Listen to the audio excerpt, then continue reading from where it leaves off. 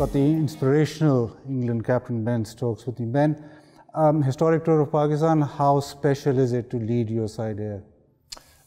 Yeah, I think, well, leading your side is obviously a special moment wherever you are, but I think in particular, coming to Pakistan for the first time in 17 years as a test team is obviously, you know, an unbelievable thing for this team to be a part of. You know, we know how much cricket means to Pakistan, and it's great to be able to bring the team back here and, you know, finally be able to say that we've pretty much played in, well, we have played in every country in the world now.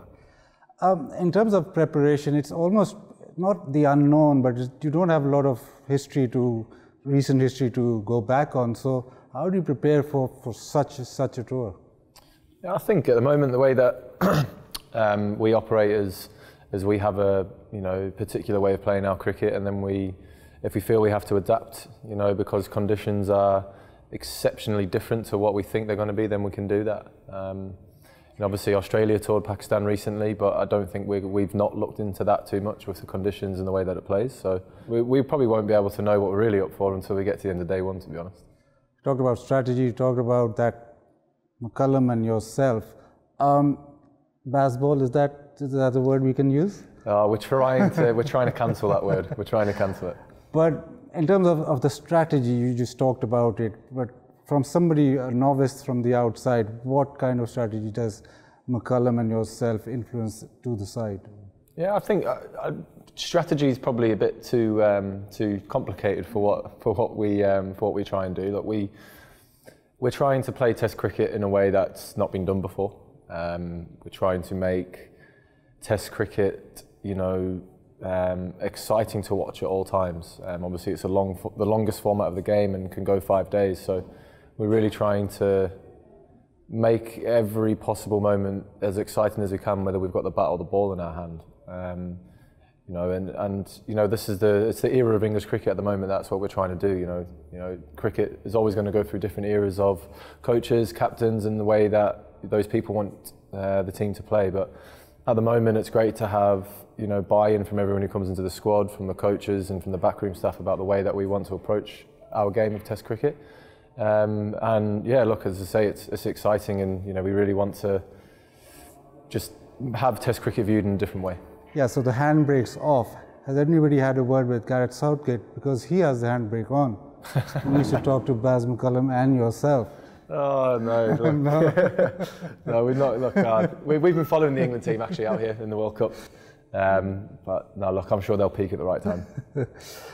So Ben Stokes now as captain, has he evolved as a player? You think you've evolved as a player once you become captain? Well, I think taking over as captain and then obviously wanting the team to play in a completely different and you know, completely extraordinary different way. I felt a sort of responsibility to be the person to go out and show that, not just with my words but also with my actions, which came under some criticism, which was absolutely fine, because you know, the changing room in all teams and all sports is a very special place, and that's where everything is most important.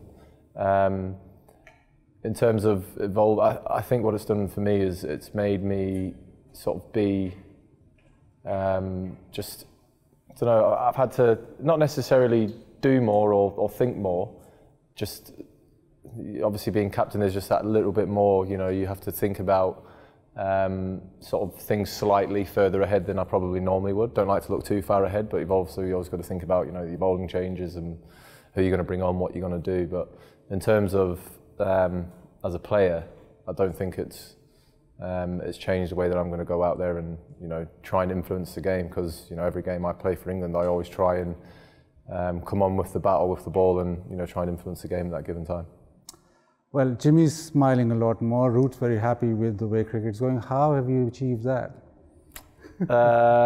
Great point. How have we got Jimmy Anderson to smile a bit more? Look, I think as well, it's just we're really enjoying, you know, our time, and a huge thing that we've been quite vocal about is, you know, you're playing for England, you're playing Test cricket, you're going out there and playing some of the best teams in the world in front of packed stadiums all over the world. So, you know, just take that all in, take that in consideration, and the game comes with enough pressures as it is to add any more onto it. So yeah, it's just trying to get the lads to have as much fun as possible, even when we find ourselves in pressure situations. Yeah, slightly difficult question.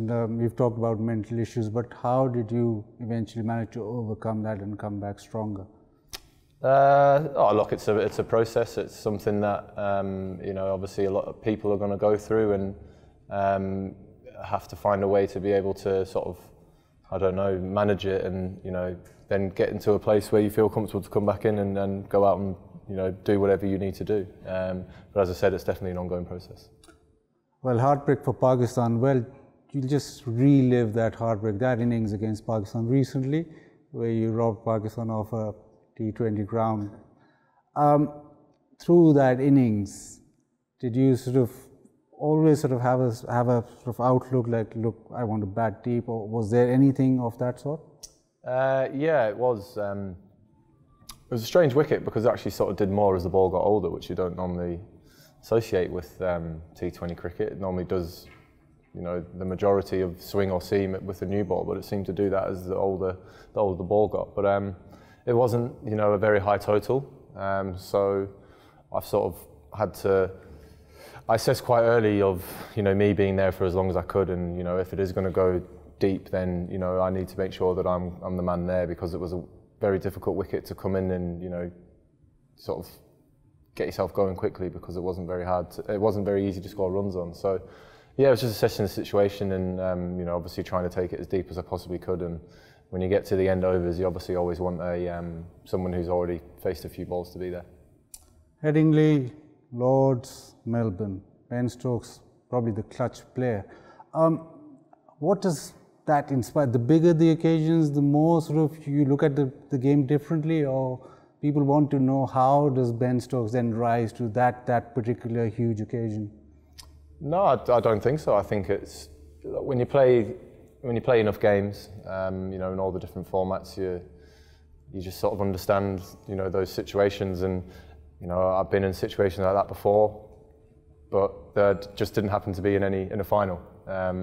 So you know, that's in those situations is where you resort back to your experience of being in those situations, and knowing that I've done that before obviously makes it, you know, a lot easier having done that before. So, and just breaking everything down at the end of an innings, you know, just look at how many runs there are to how many balls are left in the innings, and that makes it a lot simpler. In terms of the schedule, you talked a lot about the scheduling of cricket. How do you think that can be overcome now? Well, I think it just needs to be looked at, you know, seriously, to be honest. I think a great example of poor scheduling was the recent Australia-England series. You know, it's got to come to a point where it needs to be looked at, where, especially for us, where we've got, you know, overlapping series. We've got a test series going on and a one-day series at the same time. To me, that just makes absolutely no sense. You know, I understand that there was a lot of cricket missed through the COVID times, but you know, that was obviously a very difficult time for sport and everything else happening across the world. But you know, in terms of the scheduling, I think it just needs to looked at a bit more seriously, and you know, a bit more understanding towards the players, because 3 formats is, in my opinion, just not sustainable for anyone really. Yeah, in terms of that, is there any sort of thought about making a comeback in ODIs, or is that?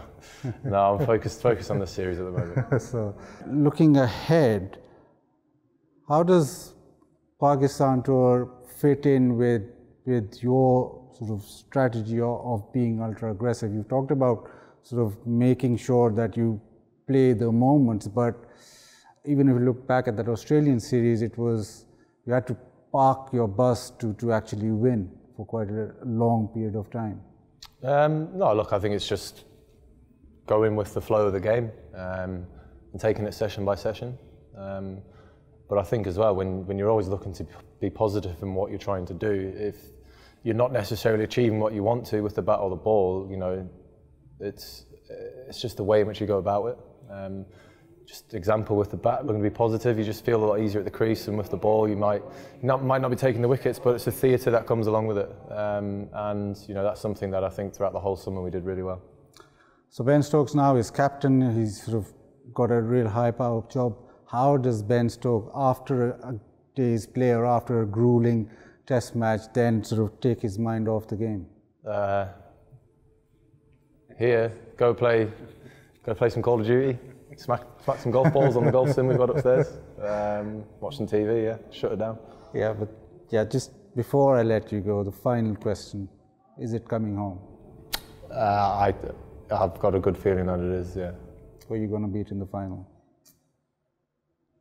Brazil, they're looking good, aren't they? Penalty shootout? No, I don't think it will go that far. I don't think it will go that far. Thank you, it's been an No absolute worries. pleasure. Thank you.